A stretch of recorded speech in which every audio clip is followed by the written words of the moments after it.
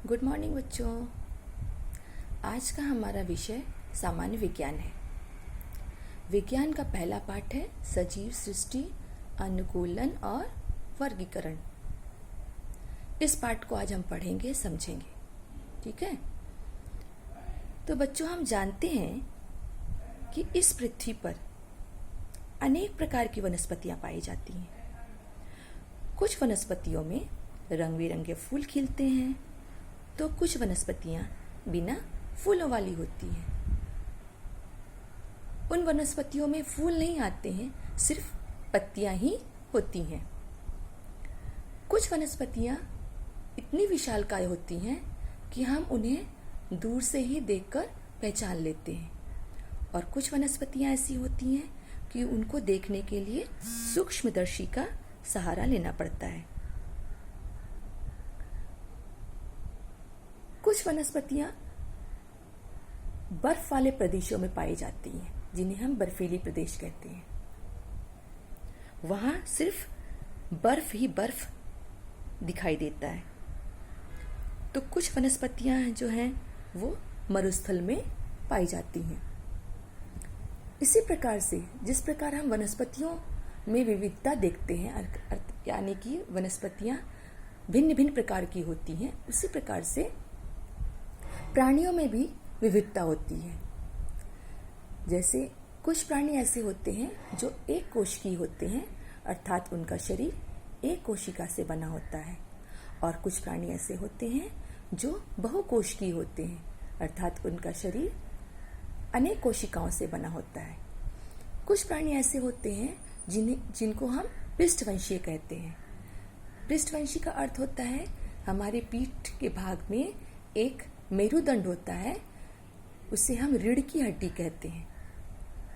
और कुछ प्राणी ऐसे होते हैं जो अपृष्ठवंशी होते हैं, उनके शरीर में रीढ़ की हड्डी यानी मेरुदंड नहीं होता है।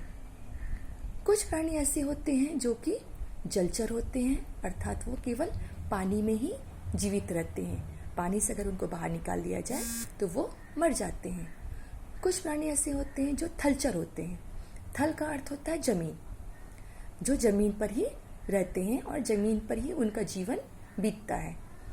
कुछ प्राणी होते हैं जो उभयचर होते हैं। उभयचर का अर्थ होता है जो वो जल में भी होते हैं और थल में भी होते हैं। जल यानी जल में, और थल यानी जमीन पर होते हैं। दोनों जगह में वो जीवित रह सकते हैं। कुछ देर वो जल में रह सकते हैं, कुछ देर वो जमीन पर भी रह सकते हैं। और कुछ प्राणी ऐसे होते हैं जो नभचर उनको कहते हैं। नभचर का अर्थ होता है वो हवा में रहते हैं, उड़ सकते हैं। जैसे चिड़िया, कौवा, तोता, जितने भी पक्षी हैं वे सारे पक्षी, कीटक, मक्खी, मधुमक्खी, मच्छर इत्यादि। और कुछ प्राणी ऐसे होते हैं जो सरीसृप होते हैं। सरीसृप का अर्थ होता है रेंगने वाले प्राणी, जैसे कछुआ और केंचुआ आदि। इस प्रकार से हमारा जो संसार है, हमारा जो विश्व है, वो अनेक प्रकार के प्राणियों से भरा हुआ है। तो अब हमारे मन में ये विचार उठता है कि सजीवों में इतनी विविधता क्यों होती है, किस कारण से होती है, ये सजीव इतने भिन्न भिन्न प्रकार के कैसे होते हैं।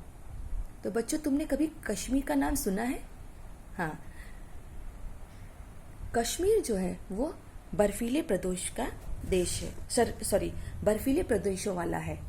यहाँ पर बर्फ ही बर्फ पाए जाते हैं, और यहाँ पर इस प्रदेश में देवदार, चीड़ और एलोवेरा ऐसे सूचीपर्ण वाले वृक्ष अधिक मात्रा में पाए जाते हैं, क्योंकि वो यहाँ के ठंड को सहन कर सकते हैं, और ठंड को सहन करके भी वो जीवित रह सकते हैं।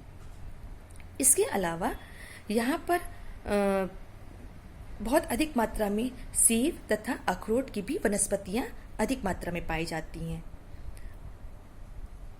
इन प्रदेशों में अगर हम नारियल के पेड़ लगाएं तो ये यहाँ नहीं लगेंगी, क्योंकि नारियल के वृक्ष को पनपने के लिए समुद्र के तटीय प्रदेश का किनारा चाहिए, जैसे महाराष्ट्र, गुजरात, तमिलनाडु आदि। यानी कि ये जो है नारियल का वृक्ष समुद्र के किनारे में ही पनपता है और बढ़ता है। उसी प्रकार बर्फीले प्रदेशों में बर्फीले भालू, पेंगुइन, पांडा इत्यादि प्राणी पाए जाते हैं, क्योंकि प्रकृति ने इन्हें इस प्रकार के ठंड को सहन करने के लायक शरीर प्रदान किया है। वे इस ठंड को सहन करके जीवित रह सकते हैं। ये प्राणी आपको गर्म प्रदेशों में नहीं मिलेंगे। उसी प्रकार राजस्थान जैसे मरुस्थलीय प्रदेशों में बबूल, नागफनी, एलोवेरा जैसे वनस्पतियां पाई जाती हैं, क्योंकि इनको पनपने के लिए अधिक पानी की आवश्यकता नहीं होती है। वो कम पानी में भी जीवित रह सकते हैं और अधिक दिनों तक जीवित रह सकते हैं। इसी प्रकार मरुस्थल में रहने वाले ऊंट आपको कश्मीर में नहीं दिखाई देगा, क्योंकि इस प्रकार के ठंड को सहन करने के अनुकूल उनका शरीर नहीं बना है। तो हर प्राणी, हर वनस्पतियां का शरीर जो होता है, उनको अलग अलग हवा, पानी और वातावरण के अनुकूल वातावरण में ही वो जीवित रह सकते हैं। तो बच्चों, हम इसी प्रकार हम अगले वीडियो में अनुकूलन के बारे में विशेष जानकारी प्राप्त करेंगे।